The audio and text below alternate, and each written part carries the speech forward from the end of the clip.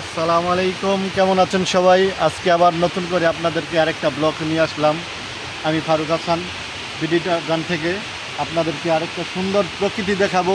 আসেন এবং পরিবেশ দেখাবো, গাছে ফল ফলাদিও দেখাবো। মাশাআল্লাহ, এদের দেখতে আমি একটা গাছের নিচে আছি। এটা হচ্ছে বেল গাছ।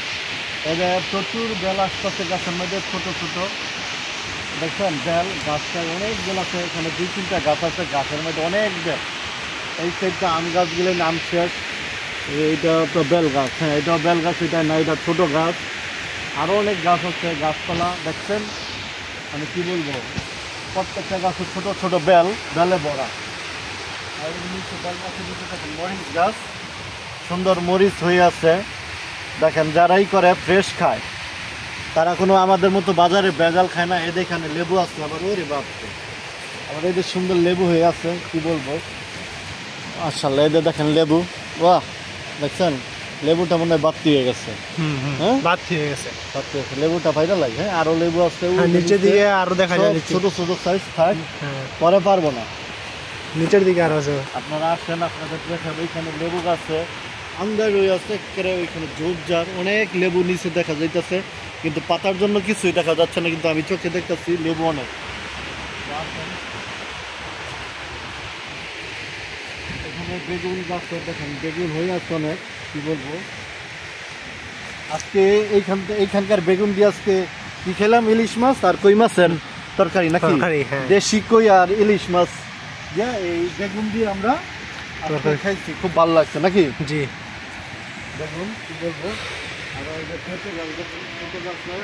পেঁপে আসতে গাছের কোনো রীতি নাই, পেঁপে কত বড় হয়ে আছে, পেঁপে গাছেন কি বলবো। মাশাআল্লাহ সুন্দর, তারা কত ফ্রেশ খায়, আমরা তো বাজার থেকে ভেজাল কিনা খাই। আর গ্রামীণ পরিবেশে আসলে দেখেন এখানে কত সুন্দর, হ্যাঁ পরিবেশটা দেখেন কত সুন্দর।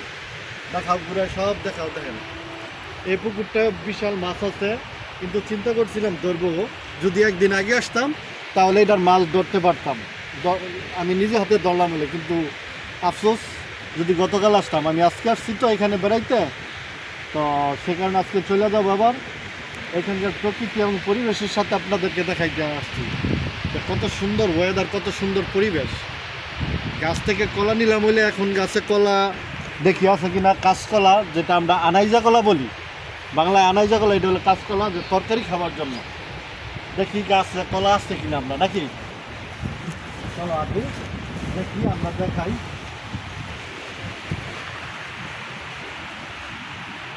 এখানে মাশাআল্লাহ দেখেন সাগর কলা কত সুন্দর হয়ে আছে, সাগর কলা দেখছেন আপনারা। দেখেন আপনারা যদি গ্রামীণ পরিবেশে না আসেন বুঝতে পারবেন না প্রকৃতি কি, পরিবেশ কি।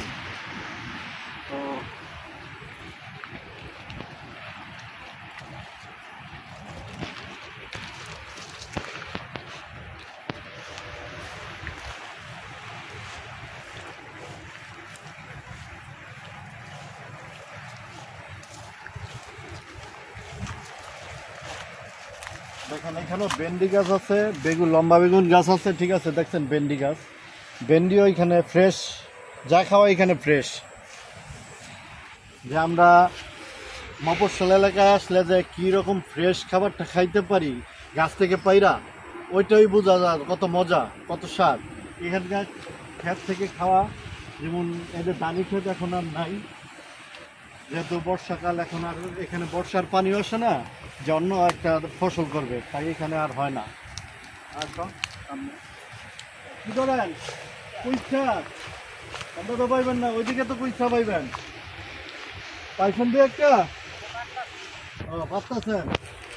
এটা দেখেন আনাইজা কলা, মাশাআল্লাহ দেখছেন কত সুন্দর হয়ে আছে আনাইজা কলা। এটা তো এখনো খাওয়ার উপযোগী না হয়েছে কোনো,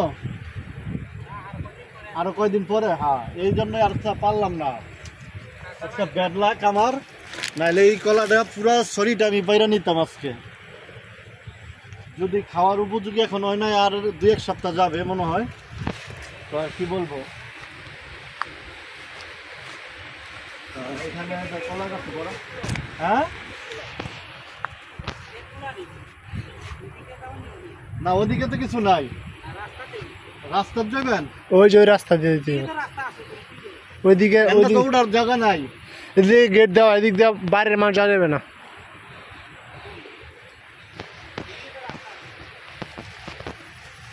এখানে বনদের পরিবেশটা দেখেন, বিলে বন, সব গাছে কি হয়ে আছে, সুন্দর পরিবেশ, নীরব নিরিবিলি নিরবিচ্ছিন্ন, মানে শান্তির একটা জায়গা এখানে ঘোরার জন্য, মানে সময় কাটানোর জন্য, মানে অবসর সময়টা কত সুন্দর।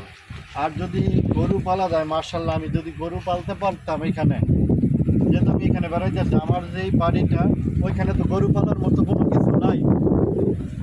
তো যদি যে এখানে যে পরিমাণ ঘাস আছে, যে আমি আর একটা স্বপ্ন গরুর খামার করা, কিন্তু আমার ওইখানে তো জায়গা আছে আমার, কিন্তু ঘাস নাই, যে কারণে আমি পালতে পারি না। ছোটোখাটো একটা ব্যবসা যেহেতু করি, তাই আমি মাঝে মাঝে ট্রাভেল করি আর আপনাদেরকে ছোট ছোট ভিডিও ব্লগ বানাই দেখাই। আমি আর আমার ভিডিওটা বাড়াবো না। আমার চ্যানেলটা আপনারা সাবস্ক্রাইব করে দিবেন, বেশি করে লাইক করবেন, শেয়ার করবেন, কমেন্ট করবেন। ভুল ত্রুটি আমাদের হতেই পারে, ভুলটা শুধরাই নিব।